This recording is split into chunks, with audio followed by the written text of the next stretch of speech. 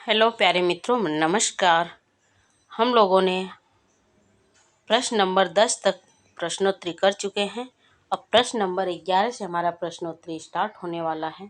तो चलिए आइए प्रश्न नंबर 11 को हम देखते हैं, जो यूपी टीजीटी के सिलेबस में निर्धारित है। कारक से प्रश्नोत्तरी हैं सब, ठीक है। अगर आप किसी भी एग्ज़ाम की तैयारी कर रहे हैं तो कारक से प्रश्न बने हुए हैं, आप उसमें शामिल कर सकते हैं, इस क्लास को देख सकते हैं।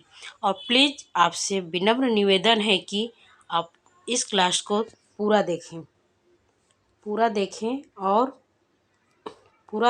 और इस क्लास को अधिक से अधिक शेयर करें, अपने अधिक से अधिक दोस्तों को शेयर करें और इसको लाइक भी करें। और जो लोग चैनल पे नए हैं, प्लीज़ चैनल को सब्सक्राइब कर लीजिए। ऐसे ही अधिक से अधिक प्रश्नोत्तरी को मैं शामिल करती हूँ, लेकर आती हूँ। तो चलिए स्टार्ट करते हैं। सबसे पहला हमारा प्रश्न बना है, हमारा प्रश्न है, गत्यर्थ कर्मणि द्वितीया चतुर्थे चेष्टायां ध्वनि न ध्वनि इति सूत्र समीचीनं प्रयोगः कस्मिन् वाक्ये नास्ति। सबसे पहले हमें ध्यान देना चाहिए कि नास्ति और अस्ति में, यहीं से हमारा प्रश्न गलत हो जाता है, आता हुआ प्रश्न गलत हो जाता है। तो हमें जहाँ पे नास्ति लिखा है या अस्ति लिखा है, सबसे पहले उसको हमें सर्कल बना लेना चाहिए या अंडरलाइन कर लेना चाहिए, ठीक है। इसके बाद हमें प्रश्नों को सॉल्व करना चाहिए। तो गत्यर्थ कर्मणि द्वितीया चतुर्थे चेष्टायां अनध्वनि इति सूत्रे समीचीनं प्रयोगः कस्मिन् वाक्ये नास्ति। तो सह पथे गच्छति, इस वाक्य में द्वितीया विभक्ति का प्रयोग नहीं किया गया। और किस सूत्र से नहीं किया गया है, आइए सूत्र को देखते हैं हम।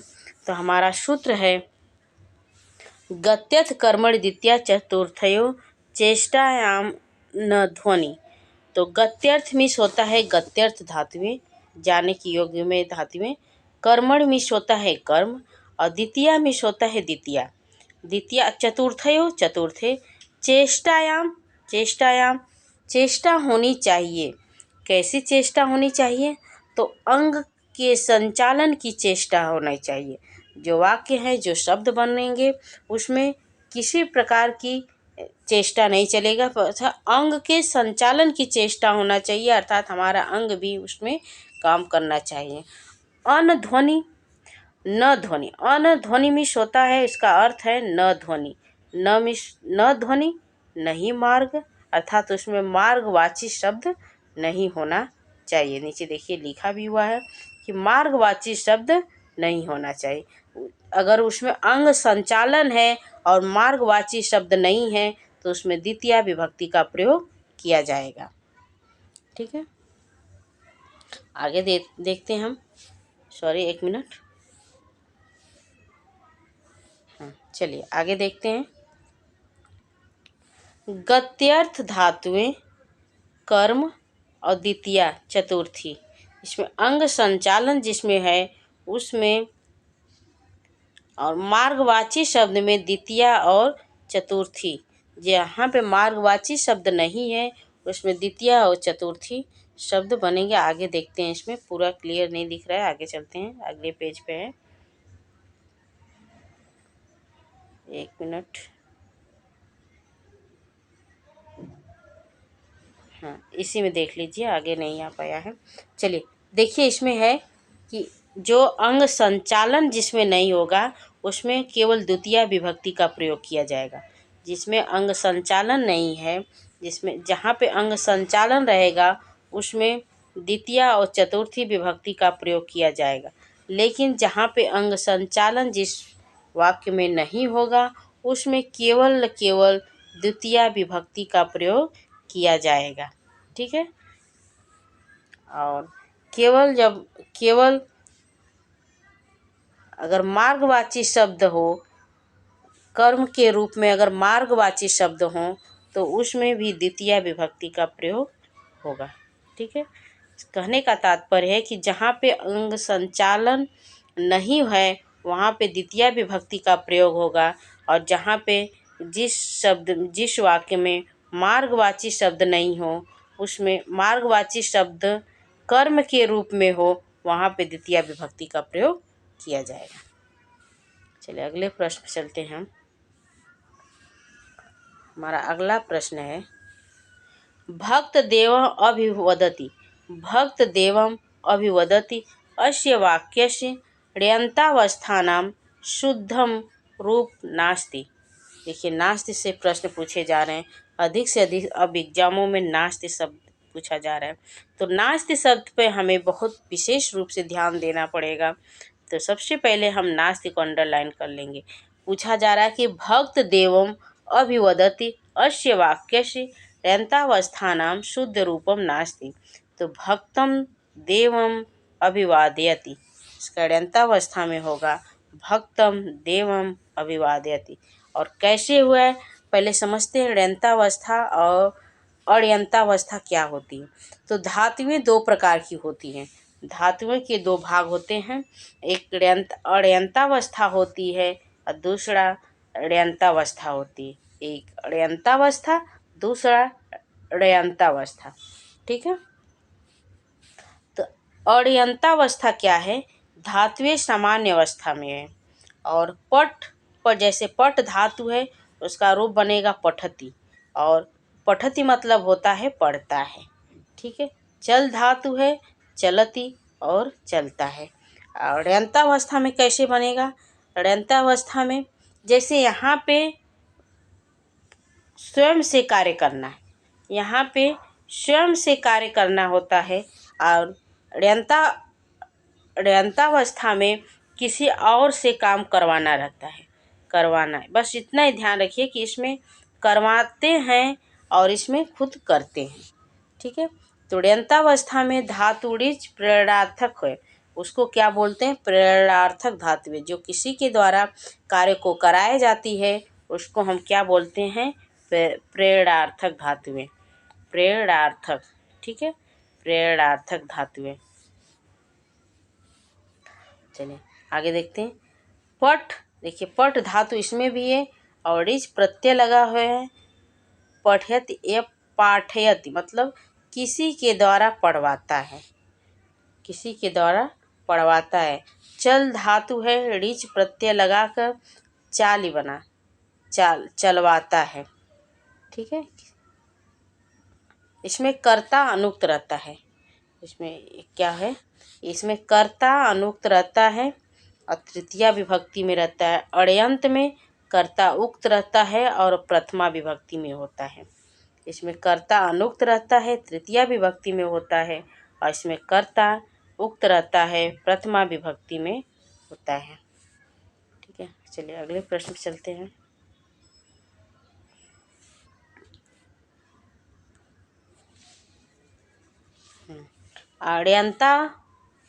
ण्यन्ता कर्ता पूछा जा रहा है। ण्यन्ता कर्ता का एक बार देख लीजिए।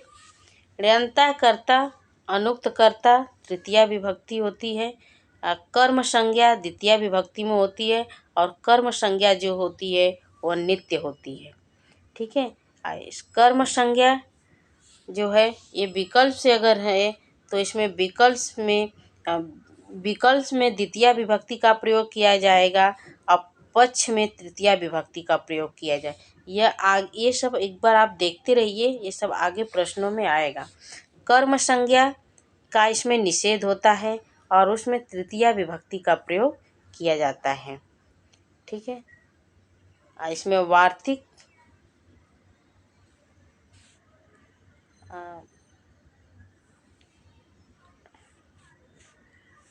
देखिए अगले जो प्रश्न पूछा गया था, हमारा प्रश्न है,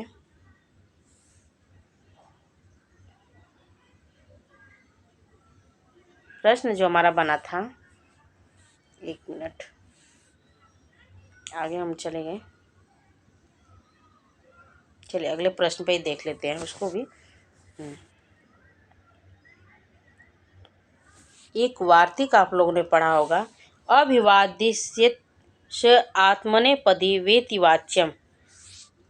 करें कि अभिवाद्य शोरात्मनेपदी वेति वाच्यम, ये वार्तिक है। ठीक है। वेची मतलब होता है वा प्लस एति, वेची वा प्लस एति। अभिवादते का अ भी प्लस वद और दृश्य धातु है इसमें, आत्मनेपदी में है। दृश्य धातु किस में है? आत्मनेपदी में है। ये विकल्प से कर्म संज्ञा होगा इसमें। तृतीया और विकल्प में तृतीया विभक्ति का प्रयोग किया जाएगा और कर्म संज्ञा में जो है वो द्वितीय विभक्ति का प्रयोग किया जाएगा। तो परस्मय पदी में कर्म संज्ञा नहीं होगी। परस्मय पदी के अगर धातुएं हैं तो उसमें कर्म संज्ञा नहीं होगी। केवल आत्मनेपदी में वो विकल्प से तृतीया विभक्ति का प्रयोग किया जाएगा और कर्म संज्ञा में द्वितीय विभक्ति का प्रयोग किया जाएगा।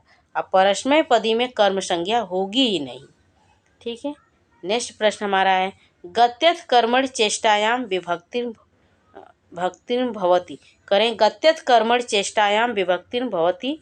तो गत्यर्थ कर्मणि चेष्टायाम में अभी ऊपर ही प्रश्न में हम पढ़ें कि द्वितीय विभक्ति का प्रयोग किया जाएगा। अगले प्रश्न चलते हैं। अगला हमारा प्रश्न है भक्त देवम दर्श्यते अत्र अभिवादि दृश्य आत्मने पदे वेति वाच्यम इति वार्तिकेण विकल्पेन कर्म संज्ञो अस्ति। करें कि भक्त देवम दर्शते, भक्त जो है वो देव का दर्शन कर रहा है। तो अभिवाद दृश्य आत्मने, अभी हम लोगों ने वार्तिक एक पढ़ा है, अभिवाद दृश्य आत्मने पदे में वेति वाच्यम से इति वार्तिकेण, इस वार्तिक के विकल्प से कर्म संज्ञो अस्ति, कर्म संज्ञा होगी। तो किस अवस्था में कर्म संज्ञा होगी? तुल्यंतावस्था के कर्ता में कर्म संज्ञा होगी। ठीक है। आगे गत्यर्थ कर्मणि चेष्टायाम अध्वनि विभक्तिम, अभी ऊपर सूत्र आया था गत्यर्थ चेष्टायाम अध्वनि विभक्तिं भवति। तो द्वितीया गत्यर्थ चेष्टायाम अध्वनि विभक्तिं भवति, द्वितीय होगी। ठीक है। भक्तान हरिम दर्शयति, जो भक्त हैं हरि दर्शन अत्रयंतावस्थायाम कर्तु कर्म संज्ञा सूत्र वार्तिकम वा अस्ति, कर्म संज्ञा सूत्र वार्तिक में अस्ति। त्रिदृशेष एक वार्तिक है उससे कर्म संज्ञा हुई है। गत्यर्थ कर्मणि चेष्टायाम अध्वनि विभक्ति द्वितीया। अगले प्रश्न चलते हैं हम।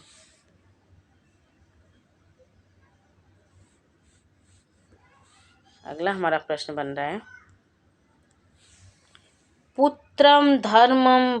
पुत्र धर्म भाष्यति अत्र कर्तु कर्म संज्ञा सूत्रम वार्तिक वा अस्ति। करें कि पुत्रम धर्म भाष्यति अत्र कर्म संज्ञा या सूत्रम वार्तिक वा अस्ति। तो किस वार्तिक से कर्म संज्ञा हुई है? तो जलपति प्रभृति नाम उपसंख्यानम, जलपति प्रभृति नाम उपसंख्यानम वार्तिक से इसमें कर्म संज्ञा हुई है। अगला हमारा प्रश्न मनसा हनि प्रजत अत्र रेखांकित पदे गत्यर्थ कर्मणि द्वितीया विभक्ति अस्ति। तो अचेष्टायाम अध्वनि, अचेष्टायाम अध्वनि। अगले प्रश्न चलते हैं हम।